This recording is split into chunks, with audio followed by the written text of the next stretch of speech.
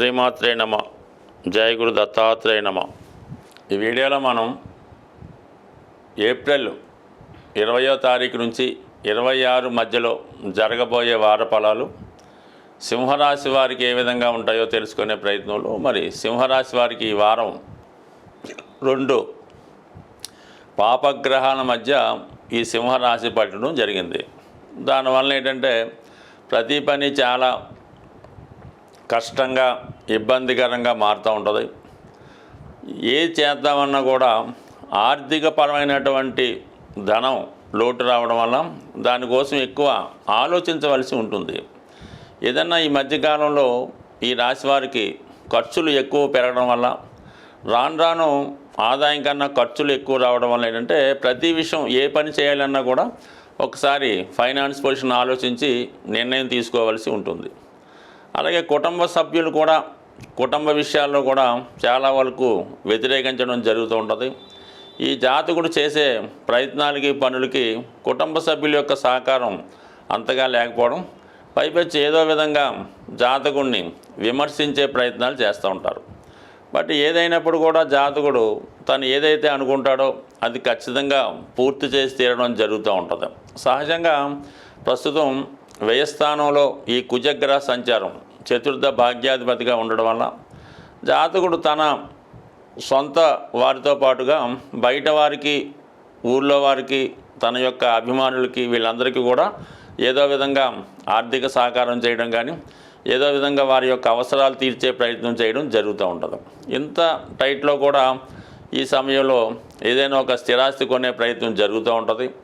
గృహ అవసరాలకు, ఇంట్లో వారి యొక్క సౌకర్యాల కొరకు వారికి ఏ లోటు లేకుండా చూసుకుంటూ వారికి తగిన అవసరాలు సమకూర్చడం, ముఖ్యంగా పిల్లలకి, గృహంలో వారికి విద్య కొరకు కూడా ఎక్కువ ఖర్చు పెట్టవలసి ఉంటుంది. అలాగే పుణ్యక్షేత్రాలకు సంబంధించినది ఈ మధ్యకాలంలో ఏ శుభకార్యం జరిగినా 10 మందికి ఏదో ఫంక్షన్కి పిలవడం, భోజనాలు పెట్టడం, వారికి ఏదో విధంగా సంతృప్తి పరిచే విషయంలో జాతకుడు ఎక్కువగా ప్రజోపయోగాలు, ఇతరుల కొరకు పాటుపడడం, ఇతరుల అవసరాలు తీర్చడంతో ఎక్కువ మనీ ఖర్చు అవ్వడం జరుగుతూ ఉంటుంది.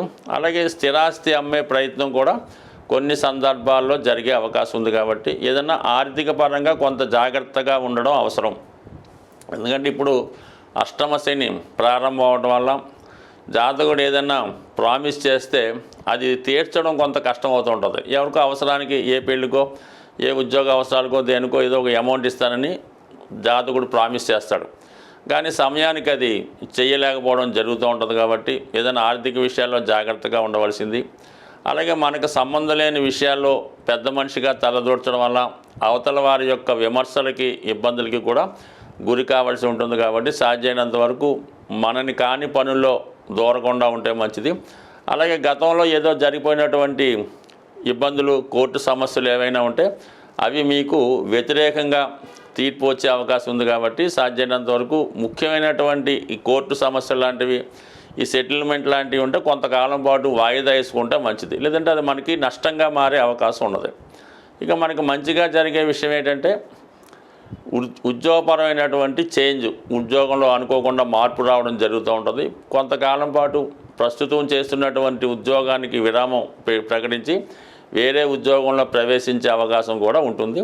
కొన్ని సందర్భాల్లో జాతకుడు సడన్గా ఒక అధికార పదవో, ఒక రాజకీయ పదవో, ఒక నామినేటెడ్ పోస్టు రావడం వల్ల తన పాత వ్యవహారాలన్నీ పక్కన పెట్టి కొత్త వ్యవహారాల్లో ప్రవేశించడం జరిగే అవకాశం ఉంది. కొంతమంది ఇదే సమయంలో ఏదైనా కొత్తగా వ్యాపారం ప్రారంభించడం కానీ, వ్యవసాయం చేయడం లాంటివి కూడా కార్యక్రమాలు చేపడుతూ ఉంటారు.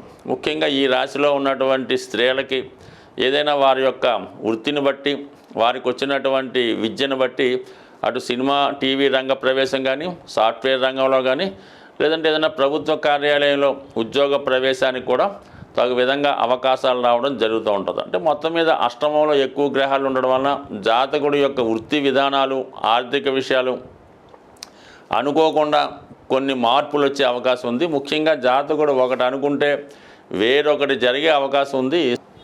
గ్రహాల యొక్క స్థితిని అనుసరించి ఎక్కువగా ఈ శుక్ర, శని, రాహు ఈ గ్రహాలు కలిసినప్పుడు ఇంచుమించుగా అందరికీ కూడా ఆర్థికపరమైనటువంటి టైట్ ఏర్పడుతూ ఉంటుంది.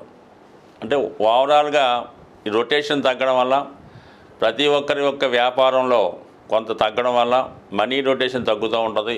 ప్రతి వాళ్ళు ఆర్థికపరమైన ఇబ్బందులు పడుతూ ఉంటారు. అలాగే కొద్దిగా అవినీతి కార్యక్రమాలు ఎక్కువగా దేశంలో పెరిగిపోతూ ఉంటాయి. వినకూడని వార్తలు లాంటివి వినడం జరుగుతూ ఉంటుంది. అలాగే కొన్ని స్కాములు లాంటివి కూడా బయటపడటం, అవినీతి కార్యక్రమాలు బయటపడటం ఇటువంటివి జరిగే అవకాశం ఉంది. ముఖ్యంగా స్త్రీల మీద అత్యాచారాలు, అఘాయిత్యాలు పెరిగే అవకాశం ఉంది. వారిని అణగదొక్కాలనే ప్రయత్నంలో కొంత క్రూరంగా కొంతమంది ప్రవర్తించడం కూడా ఈ శుక్రరాహుల కలయికి కారణం అవుతూ ఉంటుంది. బట్ ఏదైనా జాతకులు ఇటువంటి సంఘ దురాచారాల నుంచి బయటపడే విధంగా ప్రతి ఒక్కరు కూడా దీనికంటే ఎక్కువగా శివుణ్ణి, సుబ్రహ్మణ్య స్వామిని పూజించుకోవడం వల్ల ఇటువంటివి తగ్గే అవకాశం ఉంది. అలాగే ఈ వారం చివరిలో 26వ తారీఖున వస్తున్నటువంటి మాస శివరాత్రి రోజు శివుడికి అభిషేకం చేసుకోవడం వల్ల చాలా వరకు అనుకూలత ఏర్పడే అవకాశం ఉంది. అలాగే ఎక్కువగా ప్రతి ఒక్కరి యొక్క జీవితం, జాతకాలు బాగుండాలంటే గోవుని సేవించవలసి ఉంటుంది. స్త్రీలని గౌరవించవలసి ఉంటుంది. చిన్నవాళ్ళ దగ్గర నుంచి పెద్దవాళ్ళ వరకు కూడా వారిలో మాతృత్వాన్ని చూడడం వల్ల, స్త్రీని పూజించడం వల్ల జాతకుడు వ్యక్తిగతంగా అభివృద్ధి చెందుతాడు. అతనికి లక్ష్మీ యోగం కలుగుతూ ఉంటుంది. దేశం కూడా సుభిక్షంగా ఉండి సర్వసంపదలు కలిగి అందరికీ మంచి అవకాశాలు వస్తుంటాయి. కాబట్టి కేవలం ప్రతి ఒక్కరు కూడా చాలా సౌమ్యంగా పాటిస్తూ స్త్రీల ఎడల, మూగజీవుల యొక్క వాటి ఎడల చాలా దయతో ఉంటే మీ జీవితం కూడా భగవంతుని యొక్క అనుగ్రహంతో చాలా హ్యాపీగా సాగే అవకాశం ఉంటుంది. స్వస్తి.